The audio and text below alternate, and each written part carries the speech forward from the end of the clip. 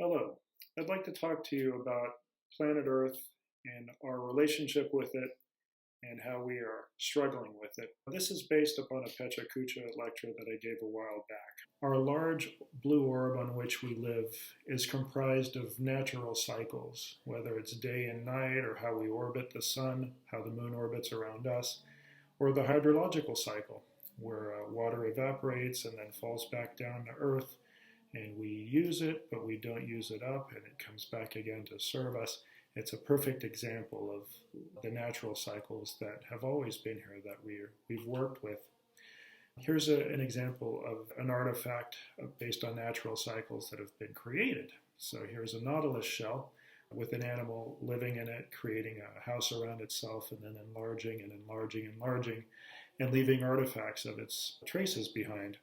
And what I like about this is that it's clearly vacant, but the sand shows the passage of time as well, which is not unlike how people could live and leave traces behind as well. This is a house from North Africa, which clearly once a time was well habited, maybe even loved, but the ravages of time were just too much to keep up with. It's an ongoing onslaught that requires a constant vigilance in order to maintain any level of normalcy. Likewise, this is a building here that has had to endure onslaughts and clearly couldn't keep up with it. At some point, it was abandoned. The need to provide work in order to maintain this particular building was just too much.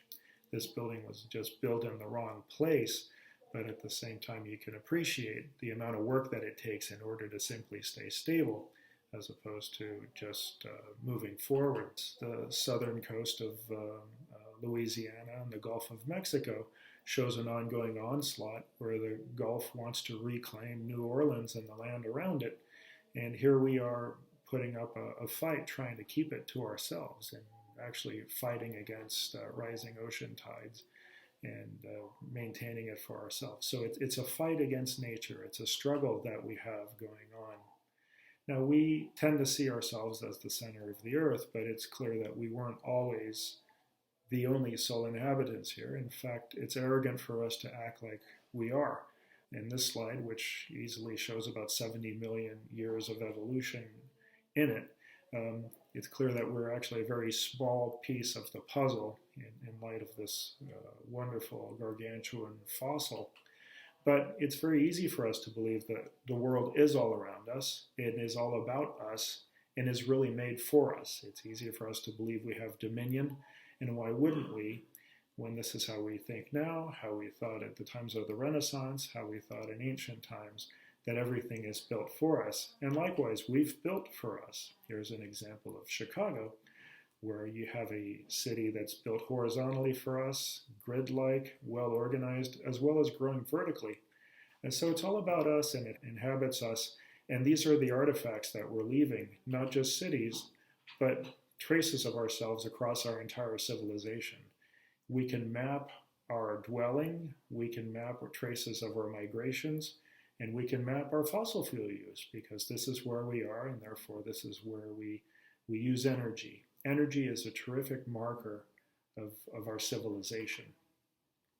So this is also the age of the hockey stick. If we look at this as a graph from left to right, the amount of change that we've had in just the last decades or centuries is extremely marked, where we've had rises in temperatures, we've had rises in pollution, we've had rises in carbon, we've had rises in dozens of measurable aspects that show our impact on the civilization.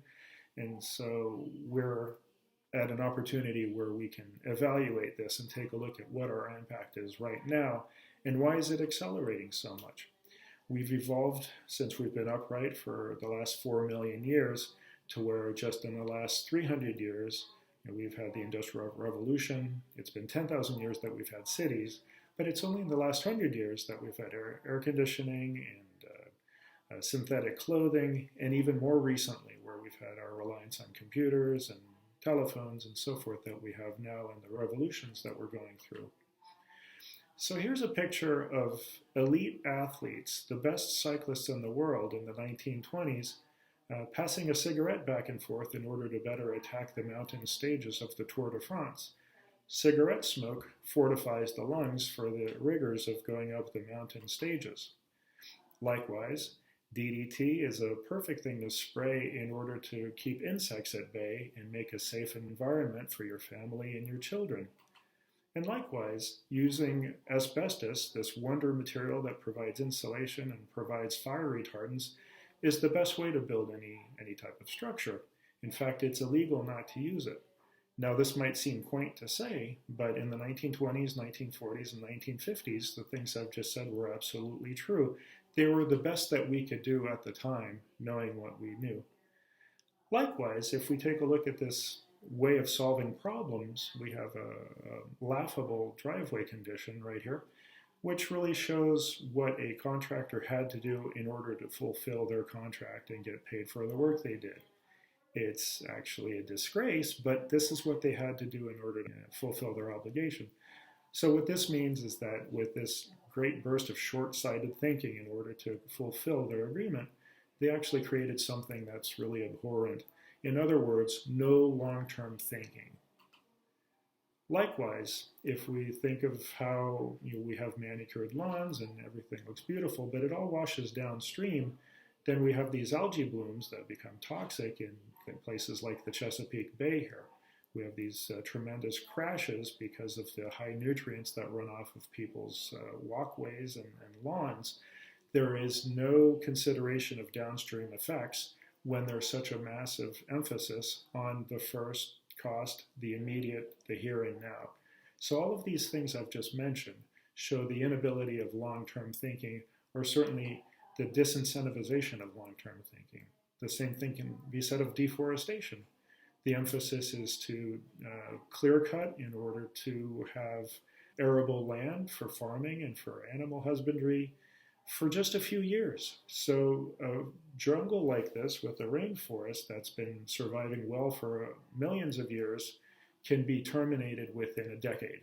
And this is because of short-sighted thinking and no larger allegiance to the longer-term ramifications. Same thing with tar sands. The idea of taking tar sands and actually combusting it, aside from the terrible pollution that they provide, it's extremely inefficient. It takes 1 unit of tar sands to create 3 units of energy. Not only is it inefficient and highly polluting, but if you're looking at it from a first cost short-term perspective, it makes sense to combust tar sands. It's when you don't take a look at the overall ramifications that it makes sense to do it. Our entire planet is interrelated across social structures, across social scales, across time scales, across species scales, and across physical scales. And so it's hard for us to tell what we can play with and get rid of and eradicate without making the entire system crash. And so this is precisely the kind of thing we need to evaluate and study as we move forward.